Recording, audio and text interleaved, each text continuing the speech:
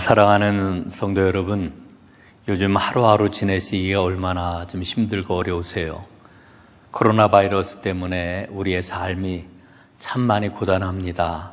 하나님께서 꼭 여러분들을 지켜주시고 은혜 가운데 이 모든 상황들을 잘 이겨낼 수 있도록 도우실 줄로 믿습니다. 자, 오늘은 여러분들과 함께 그리스도인의 완전이라고 하는 주제를 가지고 함께 성경 공부를 하도록 하겠습니다. 제임스 패커라고 하는 분이 이런 이야기를 했어요. 현대 그리스도인들은 아주 심각한 영양실조에 걸렸다. 그 영양실조가 뭐냐 하면은 교리 교육이 부재하기 때문이다. 이렇게 이야기를 합니다. 여러분, 우리는 교리 교육 그러면은 굉장히 딱딱한 걸로 생각을 하지요. 그러나 이 교리라고 하는 것은 정리된 진리입니다. 오소독시라고 이렇게 이야기를 할 수가 있지요.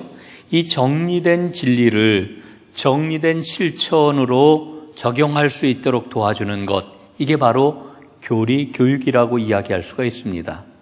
여러분, 지난 10시간을 통해 가지고 우리는 가장 기본적인 교리를 이제 살펴보았는데, 오늘은 그 교리 교육, 교리 성경 공부의 마지막 시간이 되겠습니다. 이 그리스도인의 완전이라고 하는 주제는 우리 개신교 내에서 굉장히 큰 논쟁을 불러일으켜 왔던 그런 주제이지요. 존 웨슬리는 이야기를 합니다. 우리 성도들에게 완전에 이를 수 있는 은혜가 주어졌다, 이렇게 이야기를 합니다. 그런데 칼빈주의자들은 뭐라고 이야기를 합니까? 이 생에서 완전을 이룰 수 있는 것은 불가능하다, 이렇게 이야기를 합니다. 그러나 사실은 웨슬리의 그러한 그 완전에 대한 교리를 우리가 보게 될 것 같으면은 이 칼빈이 이야기하는 것처럼 현실에서 받아들이기 어려운 그와 같은 개념이 아닙니다. 웨슬리는 이렇게 이야기를 하죠. 완전이라고 하는 것은 절대적인 완전에 이르는 것을 말하는 것이 아니라 일종의 완전을 향하여 나아가는 과정, 그 과정과 동기를 이야기하는 것이다, 이렇게 이야기를 합니다. 여러분, 웨슬리가 1738년 5월 24일 영국 런던 올더스게이트 거리에서 이제 회심을 하잖아요. 그날 회심을 한 다음에 일기에다가 이렇게 썼습니다. 여러분 잘 아는 내용이겠지만 한번 들어보시기를 바랍니다. 저녁에는 별로 마음이 내키지 않은 채 올더스게이트가에 있는 어느 회의에 갔는데 거기서 한 사람이 루터의 로마서 주석의 서문을 읽고 있었다. 9시 15분쯤 되어가지고 그가 계속해서 그리스도를 믿는 믿음을 통하여 하나님께서 마음의 변화를 일으키시는 역사를 하신다고 설명을 하고 있었는데 내 마음이 이상하게 뜨거워짐을 느낄 수 있었다. 나는 구원을 받기 위해서 그리스도를, 오로지 그리스도만을 믿는다고 하는 것을 느꼈다. 그뿐만 아니라 주께서 내 모든 죄를 씻으시고 나를 죄와 사망의 법에서 구원하셨다는 확신이 생겼다. 이게 아주 그 유명한 웨슬리의 회심을 보여주고 있는 그런 그 기록입니다. 이 올더스게이트 거리의 회심은 존 웨슬리의 생애에 아주 일대 영향을 미치게 되었죠. 그리고 감리교 운동이라고 하는 새로운 신앙 운동을 일으켰던 놀라운 사건입니다. 그 웨슬리가 경험했던 게 무엇입니까? 구원은 나의 힘이나 나의 능력이나 나의 공로를 가지고 이루어지는 것이 아니고 오직 그리스도에 대한 믿음을 통해서 주어진다라고 하는 이신득의, 바로 이와 같은 핵심 교리, 이것을 자신의 몸으로 친히 체험을 했던 그러한 그 상황이 바로 올더스게이트 회심이라고 이야기를 할 수가 있습니다. 그런데요, 웨슬리가 이렇게 회심을 한 다음에 보니까 당시에 이 개혁주의 신앙이 너무나 극단으로 치우치고 있는 것을 보았습니다. 정적주의로 다 이제 그 치우치고 있었는데 그것을 보면서 하나님의 주권과 하나님의 은혜가 중요하지만 그러나 동시에 그리스도인의 책임 또한 중요하다라고 하는 것을 강조하였던 것이지요. 그래서 웨슬리는 이야기를 합니다. 자신의 의가 아닌 그리스도의 십자가의 의로 구원을 받지만 구원을 받고 성령이 임하시게 될 것 같으면 그러면은 선한 의지가 회복이 된다. 그 의지를 가지고 완전에 이르도록 성화의 삶을 살아가는 것이 신앙의 본질이다. 이렇게 강조를 했던 것입니다. 여러분, 오늘날 한국교회가 많은 사람들에게 매력적이지 못합니다. 매력적이지 못한 그런 그 상황일 뿐만 아니라 외면을 받고 있지요. 왜 그렇게 되었을까요? 가장 큰 이유는 성도들이 그들의 믿음을 삶으로 보여주지 못했기 때문입니다. 말과 행동하는 게 달라요. 말한 대로 살지를 못해요. 또 믿는 대로 행하지를 못해요. 이게 바로 세상 사람들이 교회에 대해서 갖고 있는 가장 큰 거부감의 이유 아니겠습니까? 오늘 여러분 함께 공부하는 이 완전의 교리가 이와 같은 문제를 해결하고 극복하는데 아마 좋은 그러한 그 도구가 되리라 이렇게 생각을 합니다. 자, 그러면은 이 그리스도인의 완전이라고 하는 게 뭘까요? 그 그리스도인의 완전에 대해서는 이렇게 설명을 할 수 있을 것 같습니다. 그것은 바로 온전한 사랑 혹은 순수한 사랑이다. 이 그리스도인의 완전에 대해서 일러주고 있는 성경 말씀을 한 두 구절 먼저 좀 보도록 하겠습니다. 먼저 마태복음 5장 48절 말씀입니다. 그러므로 하늘에 계신 너희 아버지의 온전하심과 같이 너희도 온전하라. 여러분, 이 말씀을 한번 보세요. 이게 얼마나 놀라운 말씀입니까? 하나님 아버지의 완전하심처럼 너희도 완전해라. 예? 하나님이 온전하신 것처럼 너희도 온전해라. 이 명령을 왜 주셨겠어요? 우리도 온전해질 수 있다는 거예요. 완전해질 수 있다라고 하는 그런 이야기 아니겠습니까? 그럼 다음 말씀 한번 보지요. 에베소서 3장 17절부터 19절 말씀 제가 읽겠습니다. 너희가 사랑 가운데 뿌리가 박히고 터가 굳어져 능히 모든 성도와 함께 지식에 넘치는 그리스도의 사랑을 알고 그 너비와 길이와 높이와 깊이가 어떠함을 깨달아 하나님의 모든 충만하신 것으로 너희에게 충만하게 하시기를 구하노라. 아멘. 자, 여러분, 여기에서 보면은 하나님의 모든 충만하심으로 너희에게 충만하게 하시기를 구하노라. 하나님께 그렇게 구하겠다는 거예요. 그러면 하나님께서 그렇게 충만하게 주시겠다라고 하는 그런 이야기인 것이지요. 여러분, 그리스도인의 이 완전을 우리가 뭘로 설명을 할 수 있을까? 아마 이렇게 설명을 할 수 있을 겁니다. 이 그리스도인의 완전은 우리 믿음 생활의 진수다. 이렇게 이야기할 수 있습니다. 여러분, 웨슬리는 그 평생토록 복음을 힘있게 전하였는데, 그리고 많은 사람들을 생명의 진리로 이끌고 그리고 인도했는데, 그가 가장 힘주어서 강조했던 그런 그 가르침이 뭐였느냐 하면은 완전교리를 굉장히 중요하게 가르쳤고, 그리고 우리 믿음 생활의 진수라고까지 이렇게 이야기를 했습니다. 많은 사람들이 물었죠. 어떻게 그리스도인이 하나님의 자녀로 이 땅 위에서 잘 살아갈 수가 있겠습니까? 그럴 때마다 웨슬리는 이야기하기를 그리스도인의 온전한 성화를 목적으로 살아가야 됩니다. 이렇게 대답을 해 주었던 겁니다. 또한 우리가 좀 기억해야 될 게 있는데 그게 뭐냐 하면은 웨슬리는 그리스도인의 완전은 의도의 순수성에 있다. 이렇게 이야기를 했습니다. 의도의 순수성. 이 의도의 순수성이라고 하는 말은 온갖 더러움과 모든 내적이고 외적인 불결을 탈피하는 마음의 할례라고 이렇게 표현을 했습니다. 여러분, 우리 인간은요, 온전할 수가 없어요. 완전할 수가 없어요. 무지하잖아요. 잘못할 수 있잖아요. 또 육체적인 한계성을 갖고 있잖아요. 그럼에도 불구하고 우리가 갖고 있는 그 무지함이나 혹은 때때로 벌어지는 잘못이나 육체적인 한계성으로부터 우리가 갖고 있는 그 불완전 속에서도 우리의 동기, 우리의 의도는 순수할 수 있다라고 하는 겁니다. 여러분, 이게 굉장히 중요해요.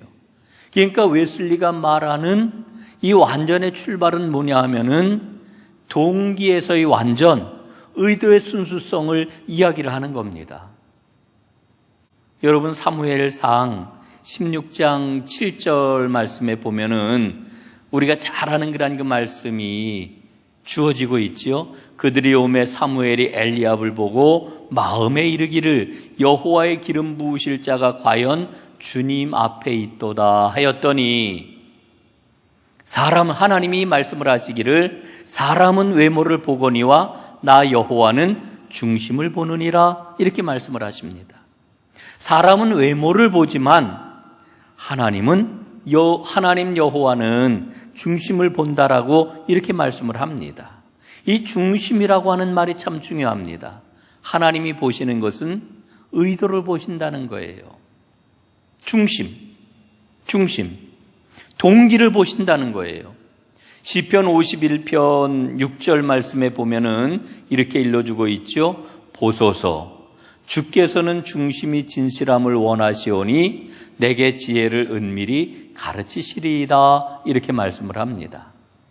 그러니까 우리 하나님께서는 그 동기가 얼마나 순수하냐, 이걸 보시는데 이 동기가 순수한 것을 가리켜 완전의 출발이라고 이야기를 할 수가 있는 겁니다.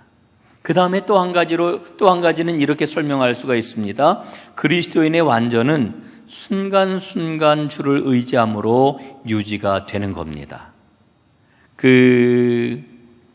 아무리 하나님 앞에 은혜를 받고 성결한 삶을 살아가는 성도라 할지라도 자신의 연약함 앞에서는 실수할 수밖에 없어요.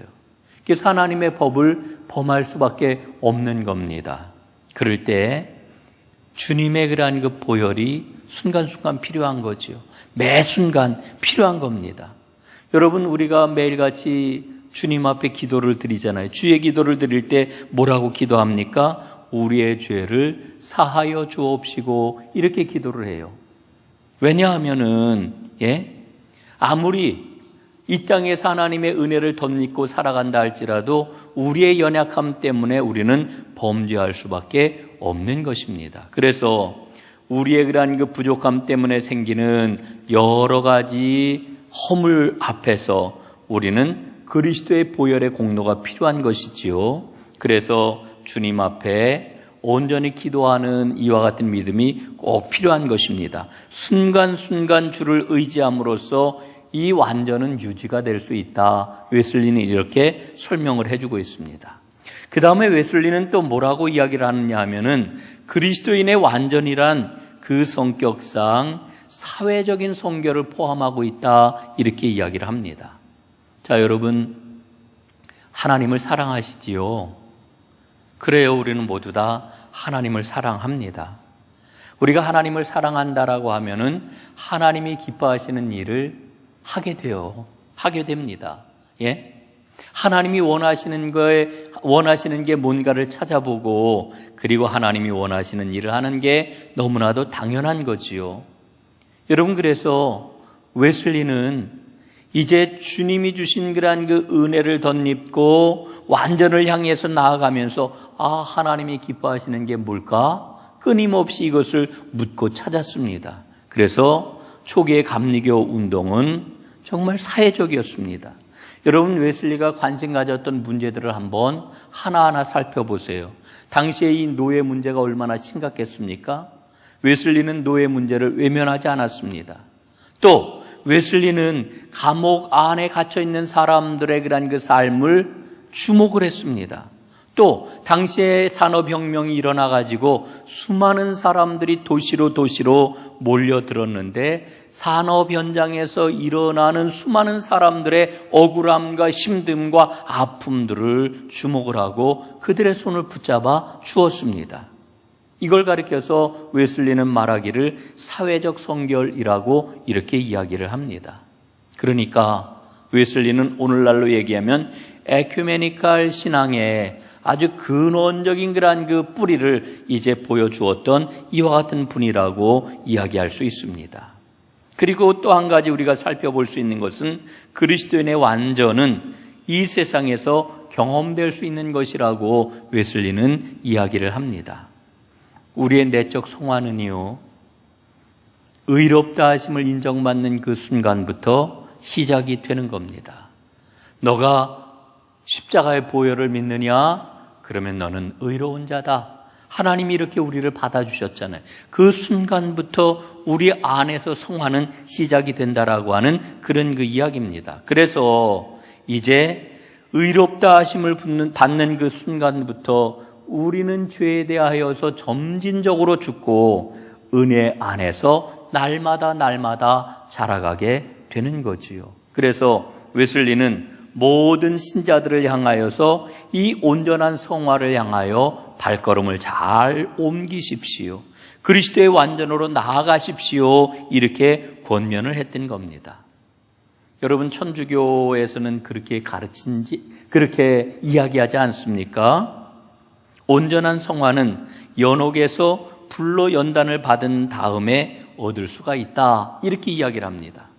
칼빈주의자들은 또 뭐라고 이야기를 합니까? 온전한 성화는 영혼이 육을 떠날 때에야 비로소 얻어지는 것이다. 이렇게 이야기를 합니다. 그러나 웨슬리는 분명히 이야기하기를 우리가 죽기 전에 얻을 수 있는 것, 이게 완전이라고 이렇게 이야기를 해요.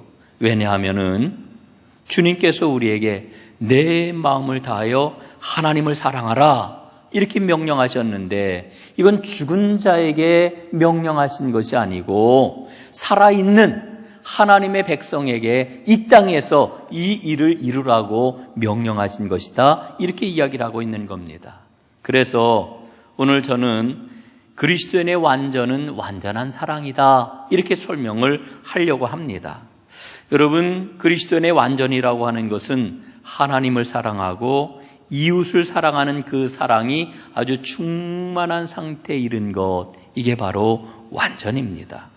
여러분, 성도가 마음과 뜻과 목숨과 힘을 다해가지고 하나님을 사랑할 수 있다 이렇게 이야기하면은 지금 그의 삶의 자리에서 그 모습이 분명하게 나타나지 않는다 할지라도 사랑 안에서 완전하다고 이야기할 수가 있는 겁니다. 이게 웨슬리가 우리에게 가르쳐 주고 있는 거지요. 자, 성경 말씀 한번 보도록 하겠습니다.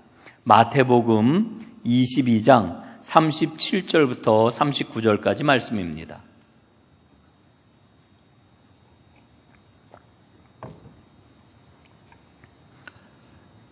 예수께서 이르시되 내 마음을 다하고 목숨을 다하고 뜻을 다하여 주 너의 하나님을 사랑하라 하셨으니 이것이 크고 첫째 되는 계명이요 둘째도 그와 같으니 내 이웃을 내 자신같이 사랑하라 하셨으니.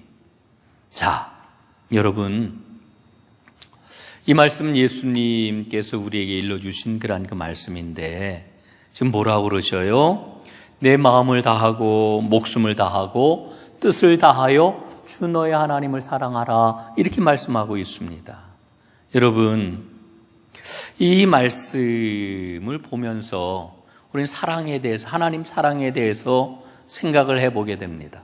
여러분, 구약 성경을 보면은 하나님이 뭐라고 말씀을 하시느냐 하면은 나는 질투하는 하나님이다 이렇게 말씀을 하죠. 질투하시는 하나님. 또 하나님이 그 하나님과 하나님 백성 사이의 그러한 그 사랑에 대해서 뭘로 설명해 주시느냐 하면은 남녀 간의 그러한 그 사랑으로 설명을 해 주셔요. 그 그림을 우리에게 보게 해 주시는 겁니다. 예? 하나님과 나의 사랑은 어떤 사랑이에요?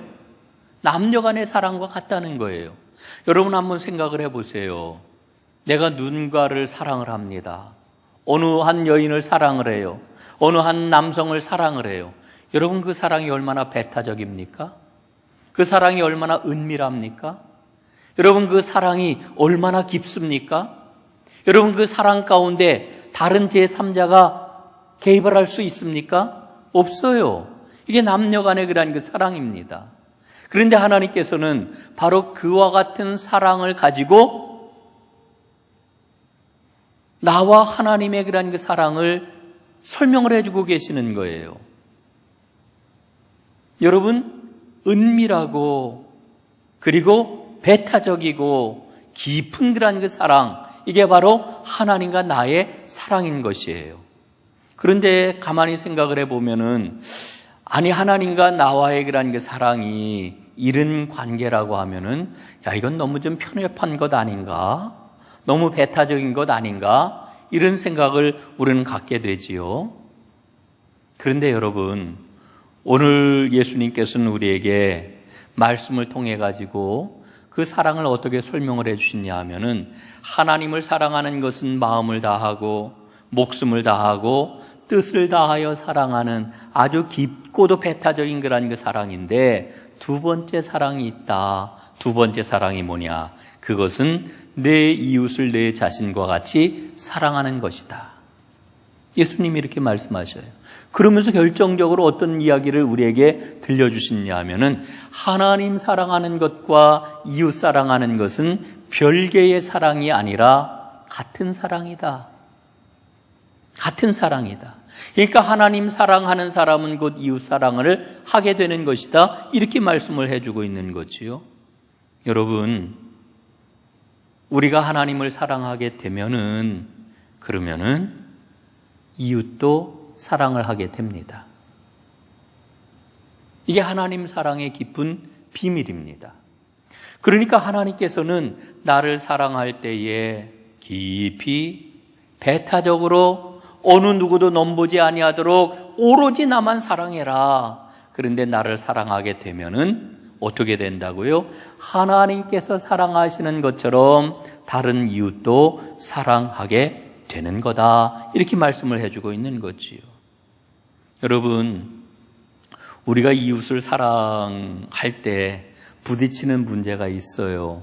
그 문제가 뭐냐 하면은, 나에게 잘해주는 사람이 아니라 나를 미워하는 사람, 원수같이 대하는 사람, 이런 사람을 과연 사랑할 수 있을까라고 하는 이 문제에 우리가 봉착을 하게 되잖아요. 참 어려운 문제입니다. 정말 어려워요. 예? 아니, 날 좋아하는 사람 사랑하는 것은 얼마든지 가능한데, 나를 미워하고 나를 싫어하고 나를 원수처럼 대하는 사람 사랑하는 거 쉽지 않잖아요. 쉽지 않은 게 아니라 불가능하잖아요. 그럼에도 불구하고 우리는 하나님의 사랑을 힘입어서 주님의 도움을 구할 때 우리는 진정으로 이웃 사랑하는 길을 향해서 발걸음을 내딛게 된다라고 하는 거지요. 또 한 가지. 여러분, 우리가 어떤 사람을 나의 이웃으로 여기고 살아가느냐라고 하는 건데요. 이 세상은 나의 도움이 필요한 사람에 대해서는 자꾸만 외면합니다. 그리고 반대로 나의 도움이 필요하지 않은 넉넉한 사람에 대해서는 내가 다가가서 자꾸만 이웃이 되고 싶어하는 이런 그 마음을 갖습니다. 여러분, 그런데 예수님께서는 우리에게 당부하시는 거지요. 그런 사람을 찾아가지 말고 나의 도움이 필요한 사람을 찾아가라. 배고픈 사람, 목마른 사람, 헐벗은 사람, 병든 사람, 감옥에 갇힌 사람, 아무도 관심을 갖지 않는 사람, 이런 사람을 이웃으로 여기고 그 사람을 찾아가라. 이렇게 말씀을 해주고 있는 거지요.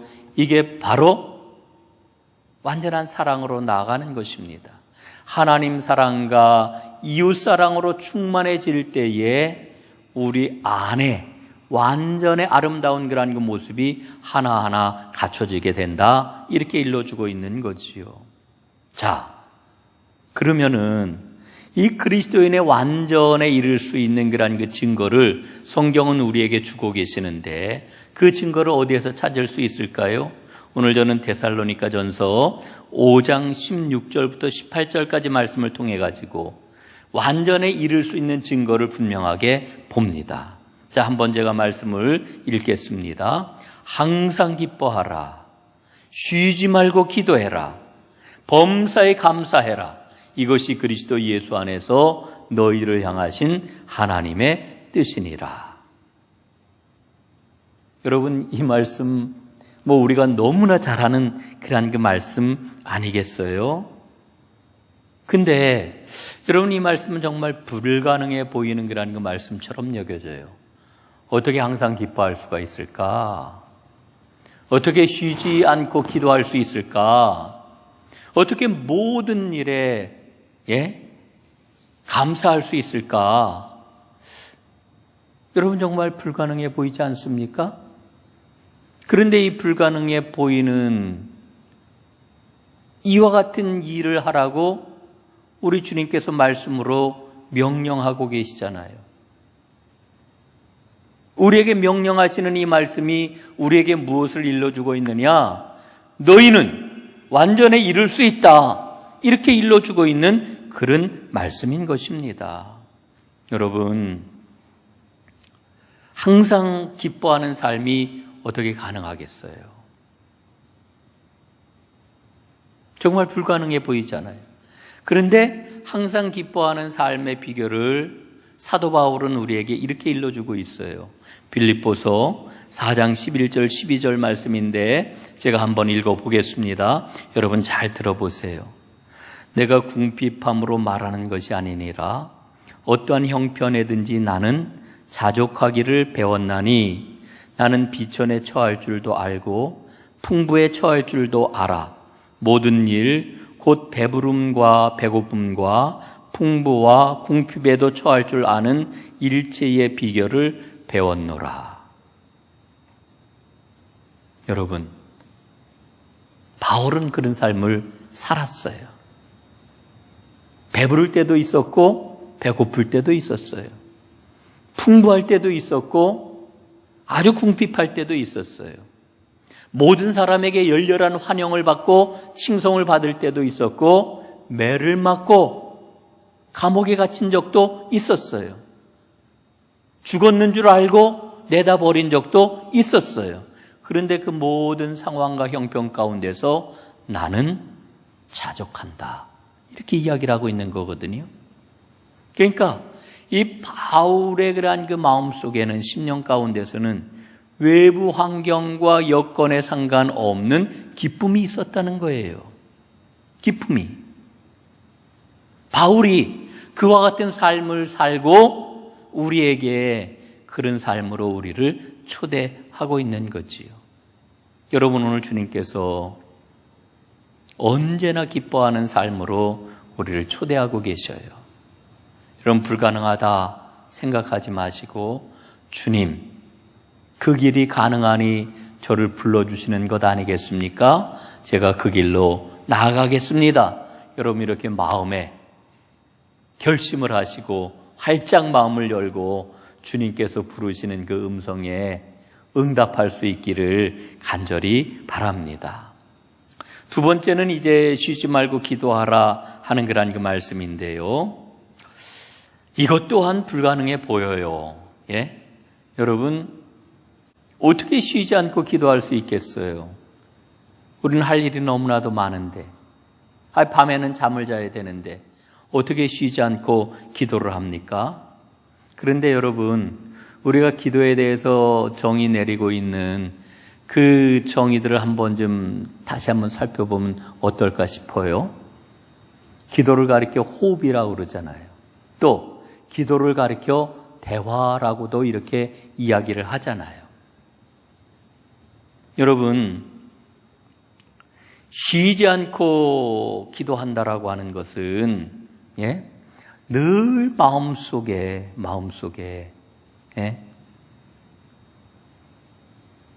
그 상대방을 생각을 한다는 거지요. 여러분, 그 연애할 때 보면은요, 연인들 사이의 그런 그 모습을 보면은 참 그 마음이 훈훈하고 따뜻해지잖아요. 어디에서나 그 사람 생각을 합니다. 어디를 가든지. 또 항상 보고 싶어가지고 끊임없이 전화하고 끊임없이 문자를 보내잖아요. 뭐 해? 뭐 먹었어? 오늘 옷은 무슨 옷을 입었어? 제가 한번 미장원의 미용실이죠. 머리를 자르러 갔는데 옆에 앉아있는 한 그 아가씨가 전화를 해요. 통화를 하는 걸 들었어요. 머리를 이렇게 할까 저렇게 할까? 예? 물어보는 거예요. 그거 왜 물어봐요? 거기에 왜 대답을 해요? 항상 서로 생각을 하고 있잖아요. 여러분, 쉬지 말고 기도하라고 하는 그런 그 이야기는 늘 마음속에 주님을 잊지 말라고 하는 것입니다. 모든 생각 속에 주님이 계시도록 하라는 것입니다. 그리고 그의 영혼이 주님께 그 시선이 고정이 되도록 하라고 하는 이와 같은 이야기입니다. 보이지 않는 그분을 보고 있기 때문에 늘 주님과 동행하는 거죠. 이게 쉬지 않고 기도하는 삶입니다. 또 세 번째로는 범사에 감사하라 이렇게 말씀을 해주고 있습니다. 평안할 때, 괴로울 때, 병들었을 때, 건강할 때, 살든지 죽든지 언제나 하나님께 감사하는 삶. 여러분, 지금 우리가 코로나19 바이러스 이 참 위중한 그러한 그 상황을 지나가고 있는데 여러분 참 감사하기가 쉽지 않죠. 지금 너무나도 힘들잖아요. 저도 교회 상황을 보면은 지난주에 우리가 예배를 예배당에서 드리지를 못하고 온라인 동영상 예배를 드렸잖아요. 얼마나 제 마음이 아픈지 몰라요. 주일날 아침에 기도를 하는데 정말 눈물이 울컥 나더라고요. 야, 하나님 앞에 온전하게 예배를 드릴 수 없는 이와 같은 상황이 되다니. 또 이번 주에 제가 이제 우리 교인들의 그러한 그 생활을 하나하나 생각하고 또 몇 분들 이렇게 통화를 하면서 제 마음에 드는 생각이 야, 참 경제적으로도 너무나 힘들고 어려운 시기를 지내고 있구나. 예? 자영업 하시는 분들, 가게를 하시는 분들, 혹은 택시를 하시는 분들, 뭐 직장생활 하시는 분들도 마찬가지지요. 얼마나 힘들어요. 예? 중국하고 거래를 하시는 분들, 지금 얼마나 마음에 큰 걱정과 근심과 두려움이 지금 우리 가운데 있어요. 그런데 감사하라고 하는 이 말씀, 이게 마음에 와 닿습니까? 정말 힘들죠. 여러분, 그러나 하나님은 우리에게 분명히 약속을 하십니다. 내가 너희를 향한 나의 생각을 아나니 재앙이 아니라 평안이니라. 너희에게 미래와 희망을 주려는 것이니라. 하나님 분명히 약속하셔요. 또 하나님 뭐라고 우리에게 말씀을 들려주십니까? 하나님을 사랑하는 자, 곧 그의 뜻대로 부르심을 입은 자들에게는 모든 것이 합력하여 선을 이루느니라.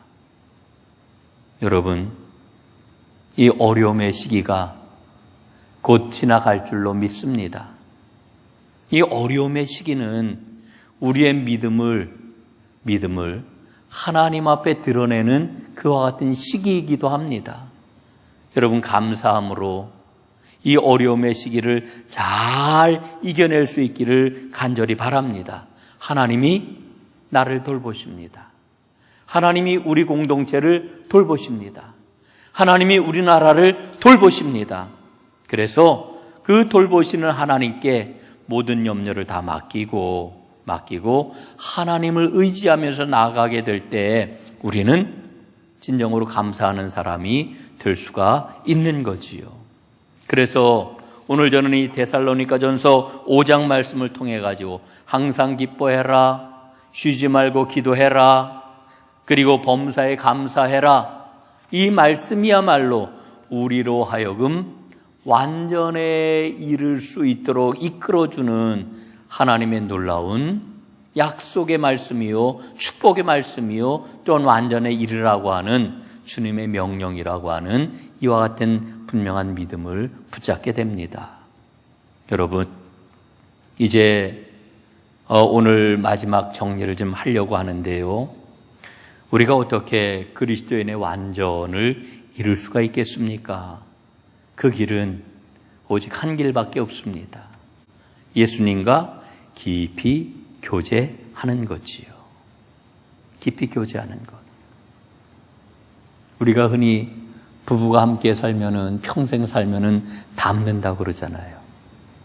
여기서 멀지 않은 그 성북교회 안희찬 목사님이 계신데 얼마 전에 이 안희찬 목사님 부부하고 함께 식사를 할 기회가 있었어요. 집으로 초대를 해가지고 집에서 밥을 잘 차려주셨는데 그래서 안희찬 목사님 부부가 이렇게 딱 앞에 앉았어요. 이렇게 밥을 먹으면서 제가 보니까요. 아유, 어쩌면 두 분이 그렇게 닮았는지 표정까지 닮았어요. 말하는 것까지 닮았어요. 그래서 제가 아유, 두 분이 참 닮았어요. 참 보기가 좋습니다. 그랬더니 우리가 35년 됐으니까 닮을 때도 됐지 이렇게 이야기를 하시더라고요. 여러분, 그래요. 부부가 함께 오래 살면은 생각하는 게 닮고요. 말하는 게 닮고 행동하는 게 닮아요. 평생같이 대화를 했잖아요. 평생같이 살았잖아요. 그래서 닮는 거예요. 여러분, 우리가 완전히 어떻게 이룰 수가 있겠어요? 오직 예수님을 닮아가야 돼요. 그러기 위해서는 예수님과 교제하는 시간을 가져야 됩니다. 아무리 우리의 삶이 힘들어도, 아무리 바빠도, 아무리 시간을 낼 수 없는 그와 같은 상황이라 할지라도 억지로라도 주님과 교제하는 시간을 꼭 만들어야 합니다. 그럴 때 우리는 예수 그리스도를 온전히 닮아가는 하나님의 사람이 될 수가 있을 것입니다. 여러분, 빌립보서 2장 12절 말씀에 보면은 우리에게 이런 말씀을 들려주어요. 항상 복종하여 두렵고 떨림으로 너희 구원을 이루라. 너희 구원을 이루라. 두렵고 떨림으로. 여러분, 우리는 지금까지 예수 그리스도의 십자가 보혈로 구원을 받았습니다. 의롭다 인정을 받았습니다. 여기에 그냥 만족하며 머물러 있었는지 몰라요. 여러분, 구원이라고 하는 것은 죄인이 의롭다고 인정을 받는 것에서 끝나는 것이 아니라 실제로 삶이 변화되는 겁니다. 실제로 삶이 변화되는 것을 성화요, 완전에 이르는 길이라고 이야기하는 거지요.